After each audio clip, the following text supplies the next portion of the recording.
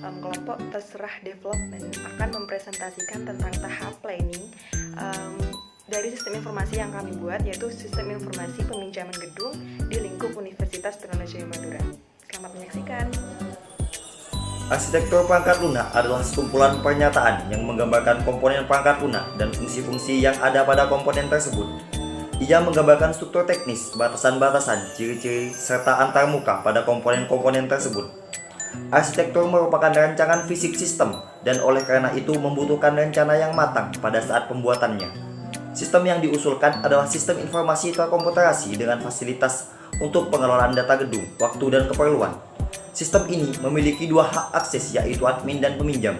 Admin memiliki fasilitas hak akses, yaitu pengelolaan data gedung, pengelolaan jadwal jam, peminjaman gedung, dan keperluan. Sedangkan peminjam hanya memiliki fasilitas untuk peminjaman gedung saja.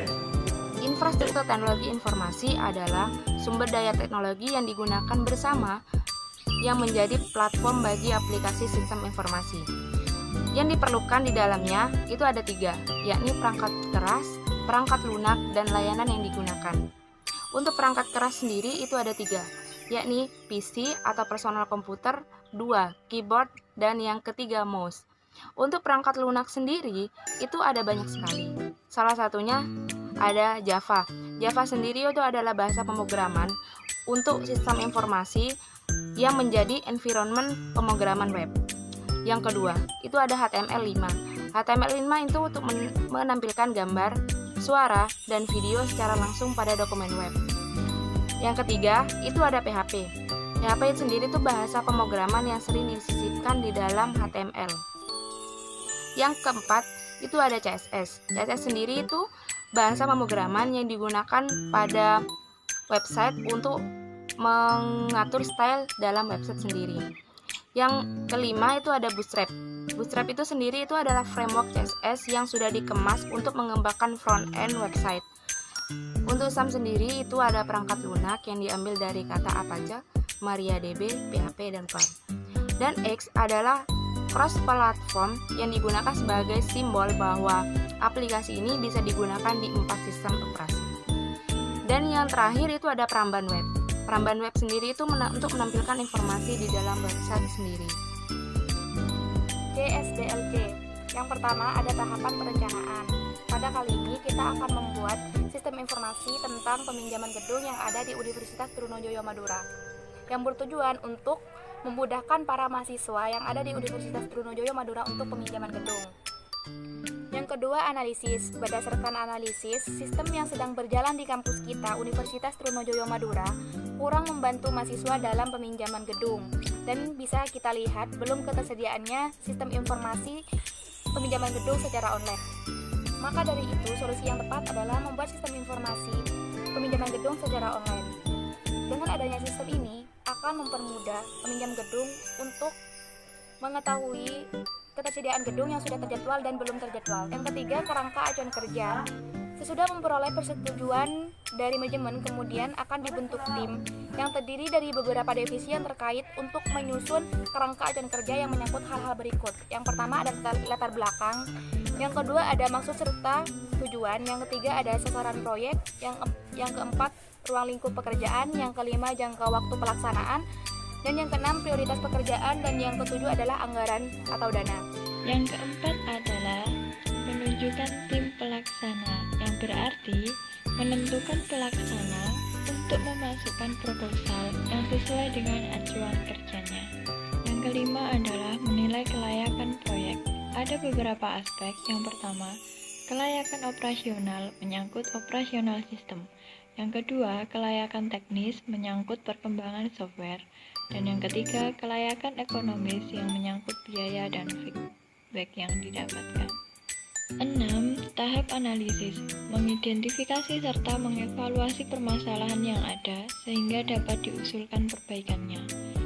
7. Mengidentifikasi masalah. Mengidentifikasi masalah yang harus diselesaikan dengan timbulnya pertanyaan-pertanyaan. 8. Memahami kerja sistem yang ada, mempelajari sistem secara mendalam. 9. Menganalisis sistem dari hasil penelitian yang telah dilakukan untuk memperoleh jalan keluar masalah. 10. Membuat laporan. Nah, untuk selanjutnya ada DFV, digunakan untuk menggambarkan sistem sebagai sebuah jaringan dari proses-proses secara fungsional yang dihubungkan satu dengan yang lainnya oleh aliran data. Nah, untuk sistem informasi peminjaman gedung sendiri bisa kita lihat di samping kanan saya ini gambar, maka dia menggambarkan tuh peminjam. Ya, peminjam itu melakukan login terlebih dahulu, kemudian dicek di database peminjam. Nah, kemudian itu ada mengecek informasi gedung yang sudah ada di database-nya, database gedung. Kemudian si peminjam ini melakukan pengecekan jadwal gedung mana yang bisa digunakan atau yang sedang digunakan itu bisa dicek di jadwal gedungnya, nanti itu akan ditampilkan. Nah, tugasnya admin ini adalah mengecek juga kalau misalkan kalau misalkan gedung yang peminjam akan meminjam itu tidak digunakan, maka admin ini akan meng-ACC atau enggak gitu melalui form yang nanti akan dikirimkan oleh peminjam kepada sistemnya gitu. Nanti maka adminnya yang bakal meng-ACC seperti itu untuk DFV-nya. Selanjutnya tuh ada use case diagram. Use case diagram sendiri adalah gambaran grafis dari beberapa atau semua aktor, use case, dan interaksi diantaranya yang memperkenalkan satu sistem. Nah, untuk sistem sistem informasi peminjaman gedung sendiri bisa dilihat seperti gambar di samping saya, yaitu peminjam itu bisa melihat informasi gedung, itu bisa. Terus kedua untuk meminjam gedungnya. Terus ketiga ada membatalkan peminjaman juga bisa. Kemudian melihat informasi pengembaliannya itu kapan, itu juga bisa. Yang terakhir ada melihat daftar gedung yang tersedia di UTM-nya gitu. Itu yang bisa dilakukan oleh peminjam, yang mana pada saat meminjam gedung sendiri itu include mengisi informasi. Jadi ketika dia mau meminjam, include-nya itu sudah pasti kalau mau minjam itu harus mengisi form terlebih dahulu. Nah, untuk itu tugasnya admin adalah meng-ACC atau menolak peminjaman yang dilakukan oleh peminjam melalui form yang tadi dikirim itu. Nah, extend-nya itu transaksi pembayaran. Jadi di luar dari semua itu peminjam ataupun admin bakal melakukan transaksi pembayaran di luar sistemnya itu. Nah, yang bisa dilakukan admin selanjutnya adalah melihat informasi data peminjamnya. Jadi data-data peminjam itu adminnya itu bisa melihat informasinya begitu. Untuk selanjutnya admin juga bisa melihat informasi pengembaliannya, juga bisa melihat daftar gedung yang tersedia di UTM juga bisa, dan kemudian melihat informasi transaksinya gitu. Nanti kalau misalkan sudah melakukan transaksi, maka akan ditampilkan tuh transaksi mana saja yang sudah dilakukan oleh peminjam, itu adminnya bisa melihat seperti itu. Dan selanjutnya itu ada prototype. Nah, prototype adalah model kerja dasar yang dari pengembangan sebuah program atau software atau perangkat lunak. Nah, untuk prototype dari sistem informasi peminjaman gedung ini sendiri, yaitu bisa dilihat pada gambar di samping saya. Kalau yang user bisa lakukan itu pertamanya dia membuka menu utama begitu kan, untuk login dia kemudian membuka menu utama, itu akan sistem itu akan menampilkan data dari informasi gedung gitu, database-nya gedung. Dia akan menampilkan tuh gedung apa aja yang bisa dipinjam atau kapan kita bisa pinjam gitu. Kemudian menampilkan database gedung itu, kemudian usernya itu melihat data gedungnya, akan kemudian dilihat yang sudah ditampilkan oleh sistem.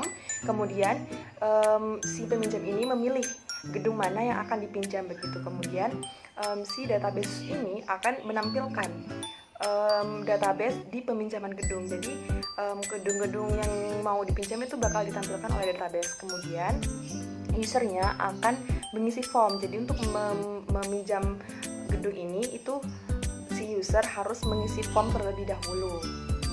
Kemudian user juga akan mengklik tombol form itu sendiri, kemudian nanti akan dikonfirmasi oleh database, oleh sistem akan dikonfirmasi dari form-form yang tadi dikirim itu. Oke, mungkin itu saja yang bisa kelompok kami sampaikan kali ini. Mohon maaf untuk segala kekurangannya. Terima kasih sudah menyimak video ini. Semoga bermanfaat. Wassalamualaikum warahmatullahi wabarakatuh.